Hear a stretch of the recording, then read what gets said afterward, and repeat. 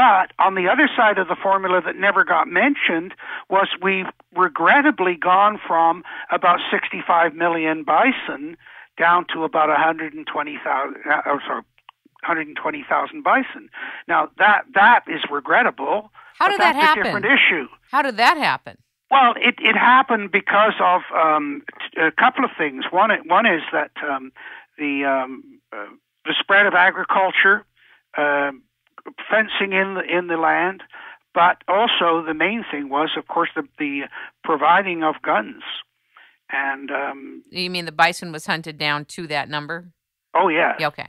Yeah, and of course one of the things that people thought, well, the white men brought the gun, but actually most of the hunting for the white men was done by the native peoples. So of course they were, with the guns, they were just 10 times more efficient. It's the same as at Churchill. They shot geese every spring because the geese became their major food supply the following winter. They would salt them down in barrels. Well, the average Indian could shoot 5, 6, 7 times as many geese as the average European could. So they simply hired them to do the job for them. What is your biggest concern about climate, even if it's cyclical? Is your concern the cooling? Talk a couple of minutes about that, and then I want to invite you back to talk about a few other subjects. Yeah, well, the cooling, when you look at history, plants and animals, which of course includes humans, generally grow and proliferate and benefit from warmer temperatures. And when things get cold, you get all sorts of difficulties developing. Not only, and by the way, most of the major advances in human history are trying to deal with cold. I mean, the discovery of fire, for example, was creating a microclimate to let you live in areas you wouldn't normally be able to live. Clothing was another factor because the early people were living up close to the edge of the ice.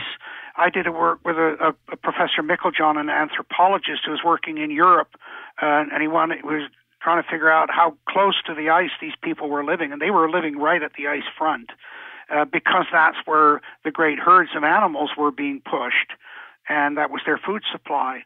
And so the cooling, it is really, really devastating. It reduces the amount of available land for agriculture, and quite significantly. It reduces the variety of crops that you can grow. For example, back in the 1970s, because the world was cooling down, the United Nations commissioned research into the impact of cooling, the coming cooling trend. And the CIA did, to my knowledge, at least 3 reports on the impact of cooling, how it would reduce food supply, cause social unrest, and that the governments better be ready for this. And so the biggest problem now is we're heading for that kind of cooling, but we're preparing for warming. Isn't that frightening? That's what I said a year and a half ago when I first started learning all this. Most of the populations are preparing for the wrong cycle. Right. And the thing is that you can't be in a win-win situation. You never can. I mean, every time there's change, there's winners and losers. It's just that you want to reduce the amount of loss as much as you can.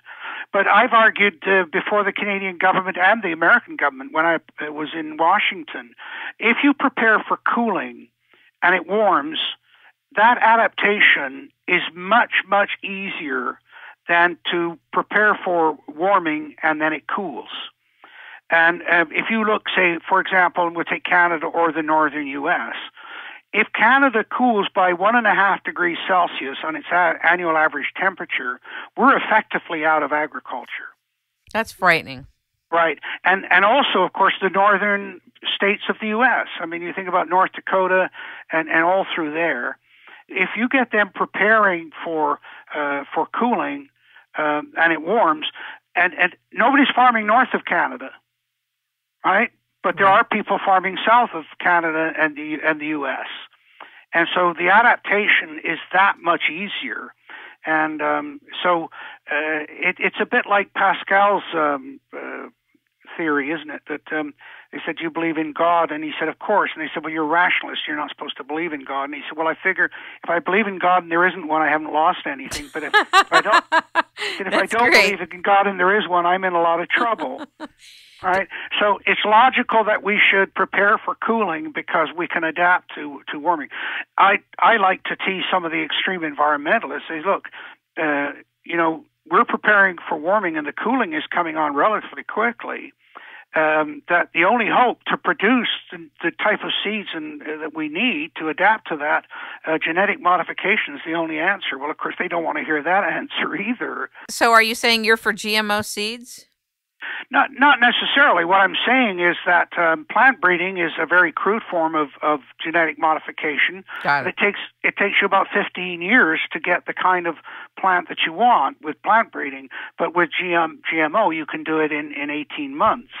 And so it has dangers with it, but it's a much more rapid response. I'm one of those people after my investigations into genetically modified food and the organizations that are involved in this, that file patents on the molecular structure of seeds, that file patents on animals, I can leave it. But I think getting hybrid seeds and being able to deal with cold environments, we have to be thinking about it.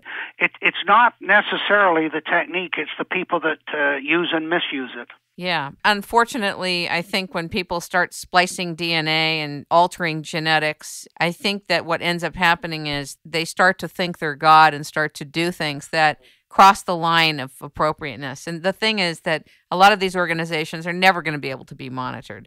No, and of course that's another part of the thing you and I have been discussing all along, because science, in effect, through Darwin, got rid of God, which then, of course, they replace him. They are now the gods, and the religion is environmentalism, because the young people need a moral belief, and environmentalism provides them with that. So, that's part of this whole debate.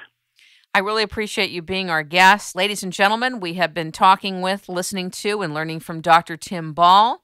He is a climatologist. He has been teaching for 40 years. He has thousands of articles, and very soon you'll be able to go to his new website, drtimball.com. Thank you so much. Thank you.